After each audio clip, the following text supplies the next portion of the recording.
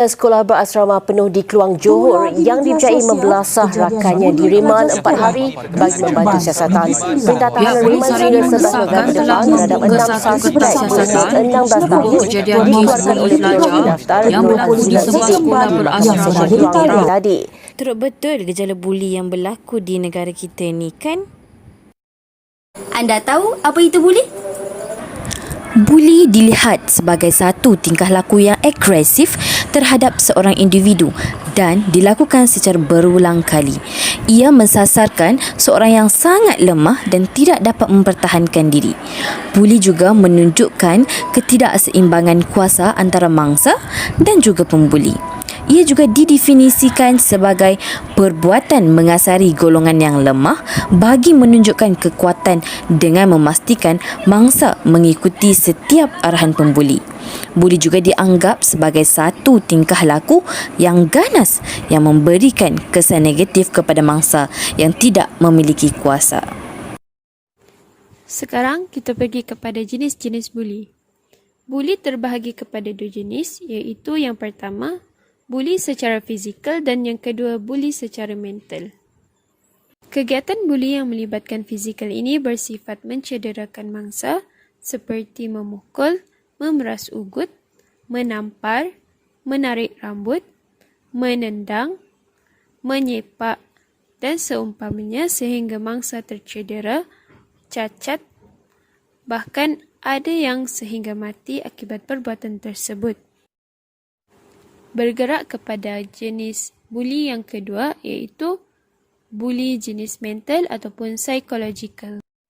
Buli mental ini terbahagi kepada 2 bahagian, iaitu dari segi verbal dan yang kedua dari segi antisocial. Perbuatan buli verbal ini adalah buli secara percakapan seperti mengejek, memanggil nama bertujuan untuk mengganggu, mengusik dan mencemuh mangsa secara berulang-ulang kali serta menghina atau melabel kaum mangsa. Manakala dari segi antisocial, mangsa dibuli secara tidak langsung seperti menyebarkan berita yang tidak benar ataupun fitnah berkaitan dengan mangsa, pemulauan, penyisihan, merosakkan harta benda mangsa, memberikan isyarat seperti isyarat tangan dan sebagainya.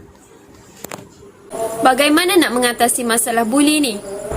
Kebanyakan masalah buli di kalangan remaja di sekolah adalah disebabkan oleh tekanan serta permasalahan yang wujud di dalam persekitarannya. Oleh itu, pendekatan psikologi haruslah digunakan dalam mengatasi masalah ini melalui pelbagai kaedah, teknik dan model pembelajaran berdasarkan teori-teori yang berkaitan seperti teori pembelajaran sosial oleh Bandura dan teori behaviorism. Salah satu pendekatan untuk menangani kes buli adalah dengan melakukan program kaunseling secara berkala di sekolah. Hal ini akan menjadikan pelajar lebih mengetahui kesan dan tindakan yang akan dilakukan sekiranya pelajar tersebut dibuli oleh pelajar lain. Seseorang guru hendaklah bertindak sebagai pendakwah atau kaunselor yang mengambil berat atas segala aduan pelajar mengenai apa-apa yang berlaku di sekolah. Program yang dikenali sebagai homeroom sedikit sebanyak membantu murid yang bermasalah kerana mereka sering dipantau oleh guru-guru. Guru sebagai penasihat ataupun mentor menggunakan pendekatan supaya dapat mengubah perasaan ataupun pemikiran mereka ke arah kebaikan. Guru akan lebih senang untuk mendekati murid dengan bertanya kepada murid akan masalah yang mereka hadapi sehingga membolehkan mereka melakukan kegiatan buli. Sekiranya kes buli tersebut terlampau berat, pihak sekolah terpaksa untuk membuang sekolah atau membuang asrama. Kebiasaannya, tahap tindakan pada peringkat pertama adalah denda. Namun, jika perlu, akan dirotan. Kemudian, kes-kes yang agak berat, pelajar akan digantung dan sekiranya terlalu berat, pelajar boleh dibuang sekolah. Apakah masalah yang dihadapi dalam menangani masalah buli? Yang pertama, melibatkan kurang kerjasama dan tingkah laku daripada ibu bapa. Kebanyakan ibu bapa tidak percaya anak mereka mempunyai masalah di sekolah. Jika mendapat makluman daripada pihak sekolah, mereka akan melenting dan menyalahkan pihak sekolah. Sekiranya pihak sekolah mengenakan tindakan terhadap anak mereka, mereka akan datang ke sekolah dengan perasaan marah dan menyalahkan pihak sekolah dengan menyatakan pihak sekolah mengenakan tindakan yang tidak sepatutnya. Kedua, mangsa buli tidak ingin memberi kerjasama kepada pihak sekolah. Mangsa berasa takut dan gerun dengan tindakan pembuli dan mereka takut sekiranya mereka membuat aduan, mereka akan dibuli dengan lebih teruk. Ketiga, ragam guru-guru dan pentadbir sekolah sendiri. Bukan semua pengetua dan pentadbir sekolah memahami erti dan kepentingan perkhidmatan kaunseling. Malah menganggap sepi tentang khidmat, memaksa kaunselor mengajar sepenuh masa, menjadikan bilik kaunseling stor buku, tidak mempercayai khidmat kaunseling, memaksa kaunselor menjadi guru ganti setiap hari. Kaunselor sentiasa mengotai dan mengiringi murid bagi aktiviti luar sekolah seperti sukan, perbahasan dan sambutan hari kebesaran, sehingga kan kaunselor sendiri tidak mampu untuk menjalankan tanggungjawab mereka sebagai pembimbing di sekolah. Jadi siapa yang perlu memainkan peranan? Adakah saya, anda atau kita semua? Dalam usaha untuk menangani masalah buli di sekolah, pelbagai pihak perlu mengambil perhatian sewajarnya dan inisiatif yang terbaik agar masalah ini dapat dibendung. Antara pihak yang perlu memainkan peranan yang penting dalam mengekang masalah buli ini adalah yang pertama, ibu bapa.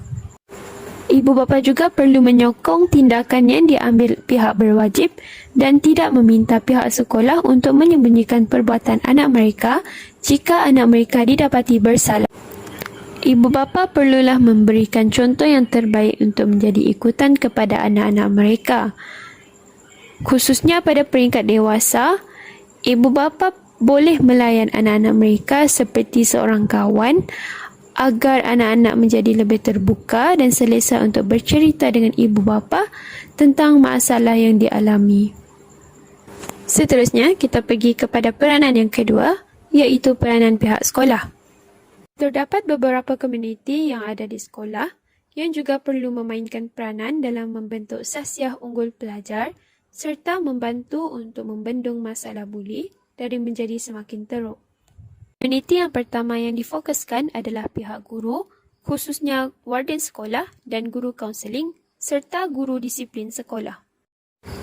Menurut buku panduan yang telah digariskan oleh pihak Kementerian Pelajaran Malaysia, pembantu pengurusan murid ataupun warden asrama dipertanggungjawabkan untuk memantau keselamatan dan aktiviti pelajar sepanjang waktu bertugas. Namun, ada sikap sesetengah warden asrama yang mengambil mudah dan kurang memantau aktiviti pelajar menyebabkan masalah buli berlarutan sehingga membusuk dalam kalangan pelajar asrama. Maka, warden asrama juga seharusnya bertanggungjawab dalam membimbing serta memberi nasihat, juga mengambil tindakan sewajarnya terhadap anak-anak pelajar sekiranya mereka terlibat dengan masalah buli dan tidaklah mengambil enteng berkenaan masalah ini. Selain itu, kaunselor sekolah dengan kerjasama guru disiplin sekolah perlu memainkan peranan mereka dalam membantras gejala buli di sekolah. Sebagai kaunselor sekolah, guru boleh membimbing pelajar dengan mengadakan program bantras buli, ceramah berkenaan dengan buli, program kesedaran berkenaan dengan buli dan seumpamanya. Selain itu, sebagai kaunselor sekolah, seharusnya memberi bimbingan dan mengadakan sesi kaunseling bersama pelajar yang bermasalah ataupun pelajar yang membuli serta pelajar yang dibuli secara individu maupun berkelompok. Berbeza dengan guru disiplin sekolah boleh menjatuhkan hukuman terhadap pelajar yang melakukan perbuatan salah laku buli yang dilakukan di sekolah seperti dengan menggantung sekolah ataupun membuang sekolah.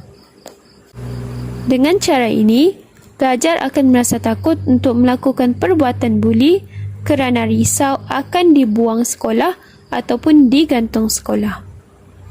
Seterusnya, Komuniti yang kedua yang perlu memainkan peranan dalam membendung masalah buli di sekolah adalah pihak pentadbiran sekolah, khususnya penolong kanan hal ehwal pelajar. Penolong kanan hal ehwal pelajar perlu memandang serius berkenaan dengan masalah buli dalam kalangan pelajar di sekolah dan mengambil tindakan sewajarnya. Malah, penolong kanan hal ehwal pelajar perlu melaporkan kepada pihak berwajib dan seumpamanya sekiranya pelajar didapati bersalah. Dan yang terakhir di peringkat kerajaan.